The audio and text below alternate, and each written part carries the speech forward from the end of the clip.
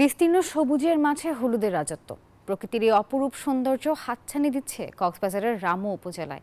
তবে উৎসুক দর্শনার্থীরা ছবি ও ভিডিও করতে গিয়ে নষ্ট করছে সরিষা ক্ষেত, যার ফলে বিপাকে রয়েছেন চাষিরা। ইরফানুল হাসানের তথ্য চিত্র দেখুন ডেস্ক রিপোর্ট।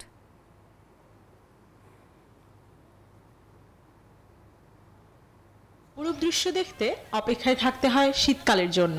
প্রকৃতি প্রেমীদের চোখ জুড়াতে জুড়ি নেই সরিষা ফুলের, তবে এই ফুল যেন প্রকৃতির সৌন্দর্যকে দেয় ভিন্ন মাত্রা।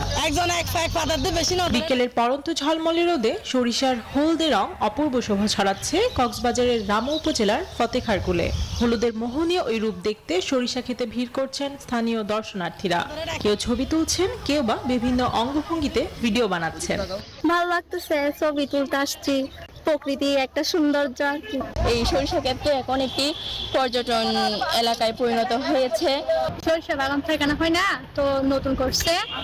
আর আমি রামুর মেয়ে, তো আমারও এখানে এসে ভালো লাগছে।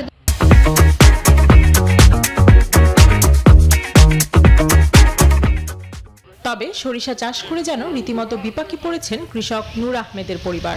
দর্শনার্থীরা ছবি আর ভিডিও বানাতে গিয়ে নষ্ট করছেন সরিষা ক্ষেত। অনুরোধ আর নিষেধ করেও মানানো যাচ্ছে না তাদের। শুক্রবার হইতে শনিবার হইতে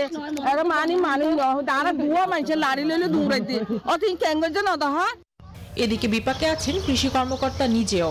তার অনুপ্রেরণায় সরিষা ক্ষেতের পরিধি বাড়িয়েছেন কৃষক, কিন্তু উৎসুক জনতাকে বুঝাতে তিনি নিজেও যেন ব্যর্থ।